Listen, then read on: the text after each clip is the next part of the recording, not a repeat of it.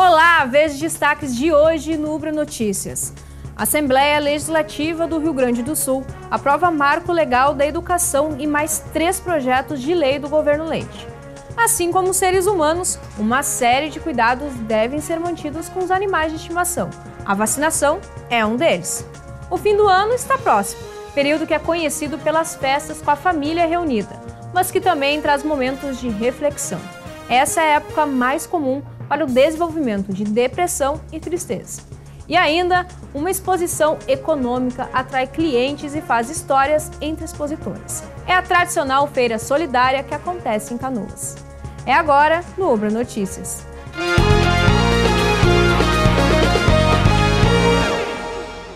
Após diversos impasses, a Assembleia Legislativa do Rio Grande do Sul aprovou o marco legal da educação e mais 3 projetos do governo Leite. O tema trancava a pauta do Parlamento Gaúcho.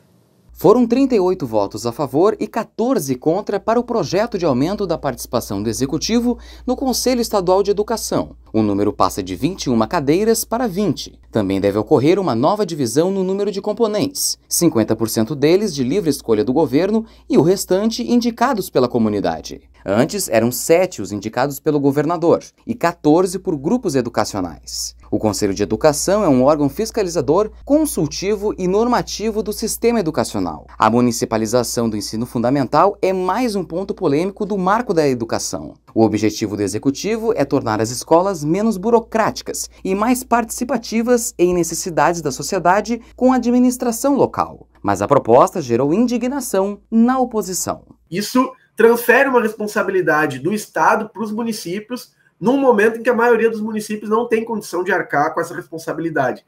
Então, é um laboratório tenebroso na educação gaúcha que pode gerar, a curto e médio prazo, um colapso na educação do nosso estado, justamente naquele momento, né, que é quando a juventude, né, precisa da educação de maneira mais integral, que é justamente o ensino fundamental, na educação infantil também, que é uma responsabilidade dos municípios, que agora vão estar sobrecarregados. Outro tema aprovado é a gestão democrática escolar, com 37 votos favoráveis e 14 contrários. Nela vai haver um processo seletivo capacitante de 5 etapas na escolha do corpo diretivo, com a aprovação do Estado e, por fim, votação direta da população local. Segundo deputados contrários ao projeto, a medida não é democrática. Então, o que estamos propondo é qualificar todos os professores que têm interesse em ser diretor de escola, do ponto de vista da gestão administrativa, do cuidado do dinheiro público, do olhar atencioso sobre a qualidade do ensino a serviço de quem que nós estamos, que é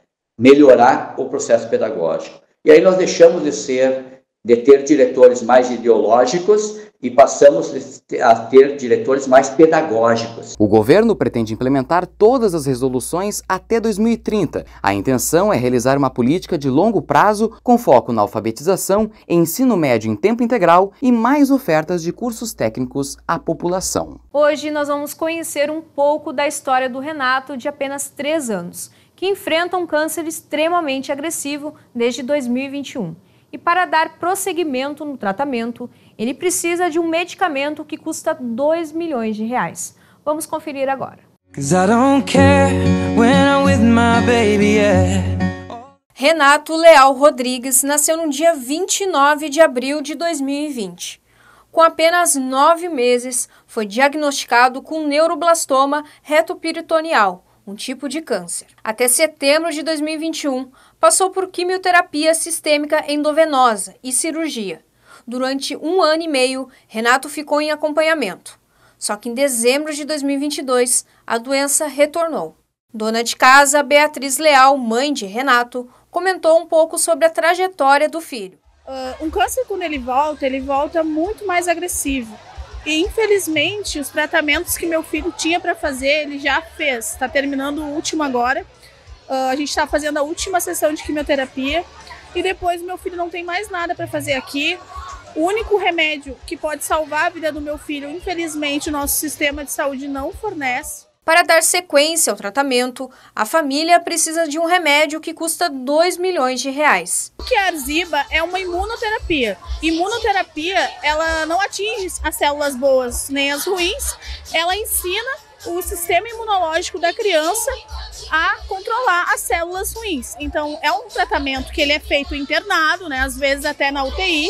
São 10 dias, cada dia ele faz um pouquinho, né? Daí tem que usar morfina, entre outros medicamentos que complementam o uso desse medicamento, porque é um medicamento que pode dar muita dor também, né? Então, assim, além da gente não ter um remédio, a gente ainda tem que se preocupar com o que vai acontecer durante o uso do remédio. Então, é bem difícil. Mas, assim, é um remédio que está dando uma resposta muito promissora. Eu conheço várias crianças que já utilizaram, não aqui no Rio Grande do Sul, aqui acho que teve 2 só, pelo menos lá no Clínicas, mas no Brasil todo, até fora do Brasil, crianças que já usaram o Qarziba e estão vivendo graças a esse remédio. Então a nossa esperança é essa imunoterapia e a gente precisa de verdade que meu filho faça o uso desse remédio. Com isso, uma corrida contra o tempo começou. Através de uma vaquinha, doações estão sendo aceitas para o Pix 871 072 10025. Qualquer valor é bem-vindo. Além disso, foi criada uma conta no Instagram chamada Todos pelo Renato. Lá, toda a trajetória do pequeno pode ser acompanhada. Eu acho que todos nós, né, que temos família, que temos filho, que temos pessoas que a gente ama, a gente já ouviu falar em alguma vez de alguém que a gente ama com câncer, né? E como essa doença é rápida, é traiçoeira, o meu pedido é: eu não quero nada além do que o direito que o meu filho tem de viver. E é só isso que eu quero. É isso. Pra me mandar uma direção, você me trouxe um caminhão de coisas boas. O número de inadimplentes caiu no mês de novembro no Rio Grande do Sul. De acordo com a Serasa, o índice teve queda de 0,12%. A leve diminuição na inadimplência acontece após um trimestre inteiro em alta. Em novembro, o índice gaúcho ficou em 39,63%. Segundo a Serasa, são 3.500.000 pessoas endividadas, que juntas devem mais de 19 bilhões de reais. Na capital gaúcha, são mais de 500 mil de inadimplentes. A informação é da edição mais recente do mapa da inadimplência e renegociação de dívidas da Serasa. No país, são quase 72 milhões de brasileiros com dívidas. Isso representa quase 44% da população com pendências financeiras. O levantamento mostra que o público de 40 a 60 anos é o que mais tem dívidas, seguido pelos consumidores de 26 a 40.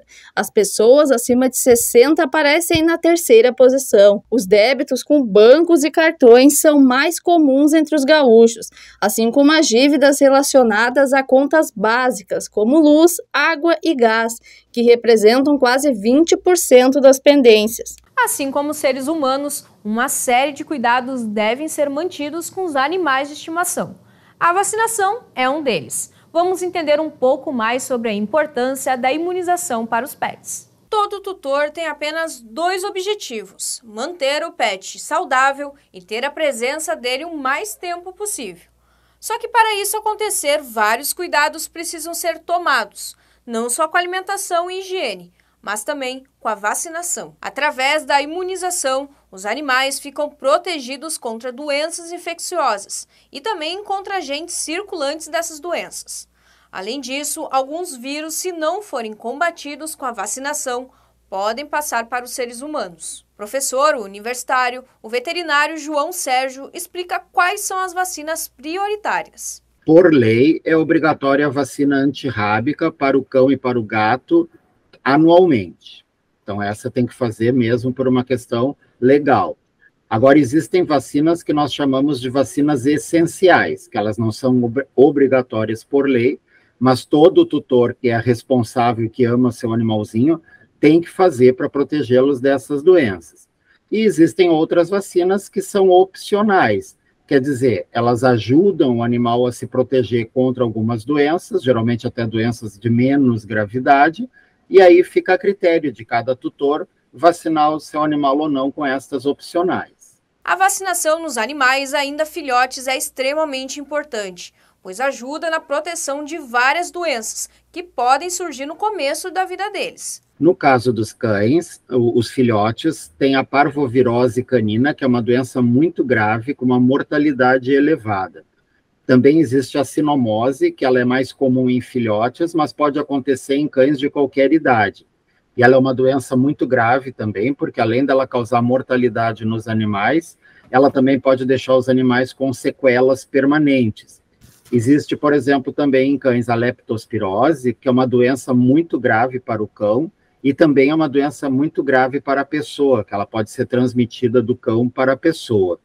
E no caso do gato, tem a vacina da leucemia viral felina, que é uma doença gravíssima dos gatos, que também normalmente os leva à morte. E junto com essas vacinas, faz parte também do calendário vacinal, outras vacinas também de doenças importantes, que vão manter o seu animalzinho protegido. Segundo o especialista, não existe um calendário único de vacinação para os pets. Porém, no caso dos filhotes, eles precisam ser vacinados até a 16ª semana de idade.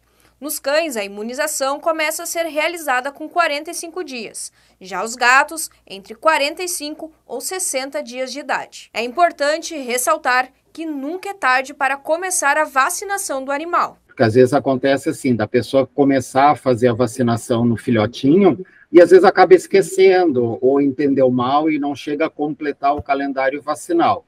Mas mesmo que nunca tenha feito a vacina, ou, por exemplo, a pessoa pegou um animalzinho de uma ONG, de uma protetora de animais, e não sabe nada sobre a história de vacinação dele, mesmo assim, o animal tem que ser vacinado. E ele tem que ser vacinado para o resto da vida dele com uma periodicidade. E assim como os humanos, os pets também podem sofrer reações com a vacinação. Mas isso é normal. O fim do ano está próximo. Período que é conhecido pelas festas com a família reunida, mas que também traz momentos de reflexão. Essa é a época mais comum para o desenvolvimento de depressão e tristeza. A síndrome de fim de ano, também conhecida como dezembrite, é mais comum do que se pensa. Sentimentos de ansiedade e frustração podem surgir nessa época, que costuma ser mais reflexiva. A autocobrança pelos planos que não saíram do papel é o principal fator para desencadear essa situação. O que mais traz, digamos assim, tristeza, dificuldade de lidar com esse momento, é a famosa lista, os compromissos, as promessas que a gente faz para a gente de cumpri-las ao longo do ano. Por que isso acaba sendo um ponto importante de ser discutido? Porque muitas vezes a gente pode fazer uma lista de promessas que não podem ser cumpridas num determinado tempo. E com isso, neste final de ano, a gente olha para aquela lista e começa a se sentir mal e até fazer críticas injustas sobre si mesmo. A situação gera uma ansiedade que já é comum aos brasileiros. Dados da Organização Mundial da Saúde apontam que o país tem o maior número de pessoas ansiosas, o que representa quase 10% da população. Ansiedade, a gente vai precisar sempre pensar que ela vai nos colocar com uma pressão para que as coisas deem certo ou para evitar que alguma coisa dê errado no futuro, né? Então vai nos colocando sobre essa pressão, mas nós não temos bola de cristal e a gente não tem condições de prever o que vai dar certo, o que vai dar errado no futuro. A pressão externa por estar feliz o tempo todo também contribui para o aumento da tristeza no fim de ano. Uma outra síndrome que tende a deixar as pessoas muito mal é essa ideia de que a gente precisa estar feliz o tempo todo. Então essa felicidade tóxica, falsa, desorganizadora, penso que é uma das coisas que nós realmente deveríamos começar a pensar, porque estar feliz o tempo inteiro não é saudável. Essa especialista dá dicas para encarar esse período do ano de forma mais positiva. Olhar para essa lista de planos e dizer assim, eu não consegui fazer nada, sem dar valor para aquilo que conseguiu fazer. Então, isso sim pode levar a pessoa a um estado mais entristecido, mais desmotivado. Que tal fazer uma lista para o dia seguinte? Só o que eu pretendo fazer no dia seguinte é a virada de ano. E no dia seguinte, revisar essa lista, para não ficar assim tão pressionado por decidir tudo numa única noite. Vamos agora conferir um recado da Prefeitura de Canoas. É mais Canoas quando a gente cuida. O IPTU 2024 já está disponível e os descontos de bom pagador podem chegar a 15%. A cota única vai até o dia 2 de janeiro e você pode pagar através do portal da Fazenda em www.canoas.rs.gov.br/IPTU 2024. Lembrando que os carnês já estão sendo enviados. Prefeitura de Canoas, cuidando do presente, planejando o futuro. E uma exposição econômica atrai clientes e faz história entre expositores. É a tradicional Feira Solidária que acontece em Canoas. Dona Mirtô é apaixonada por artesanato. Há mais de 40 anos faz crochês. O que começou como um hobby virou uma oportunidade de renda extra. A aposentada é uma das fundadoras da Associação de Artesãos de Canoas, grupo que criou em 2001 a Feira Solidária da cidade. Lá, ela conheceu a dona Biocir, que realiza diversos produtos artesanais com tecidos recicláveis. As duas formaram uma dupla dinâmica, que chama a atenção por quem passa por ali. Eu acho muito importante. Uma, porque é uma alegria de estar aqui. Outra, que a gente conhece muitos colegas muito bons. E outra, que a gente tem onde pôr os trabalhos da gente, que a gente faz para incrementar uma renda, para terapia também, né? A economia solidária, então, consolidou a minha vontade de fazer artesanato, né? A criatividade e o talento artístico são algumas das peculiaridades dos feirantes. Além do artesanato, a exposição também conta com flores, plantas ornamentais, hortaliças e produtos alimentícios caseiros. São algumas das opções oferecidas com preços acessíveis aos visitantes. A feira conta com mais de 130 artesãos, ao longo de 30 bancas. Tudo isso com uma grande quantidade de produtos locais. E, infelizmente a pandemia atrapalhou bastante, né? O próprio movimento atrapalhou um pouco. Hoje a expectativa é bem maior de vendas, né? A Feira Solidária acontece até o dia 23 de dezembro, das 9 da manhã às 7 da noite, entre a Rua 15 de Janeiro e a Avenida Getúlio Vargas, no centro da cidade.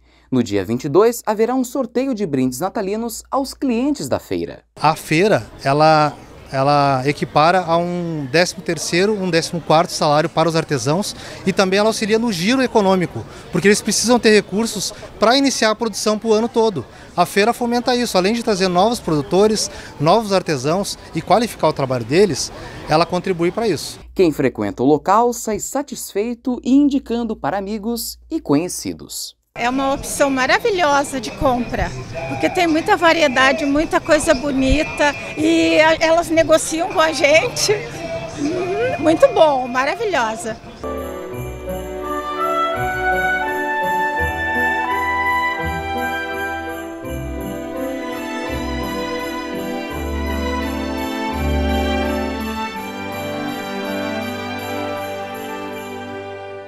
Logo mais, às 9 da noite, tem o Jornal da Cultura com as informações do Brasil e do mundo. O Ubra Notícias termina aqui. A gente se vê na próxima edição. Até lá!